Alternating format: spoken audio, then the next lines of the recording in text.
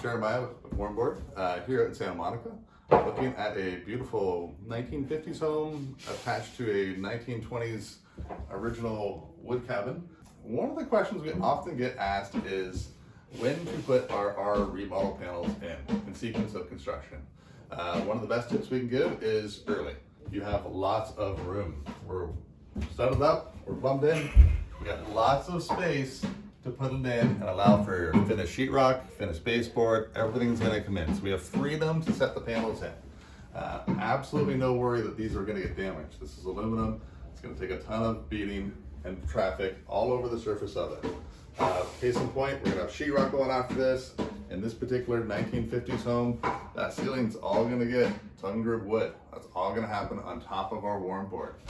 So early on, gives you the freedom, get it in, get you planned out, get an easy installation and save time in doing so.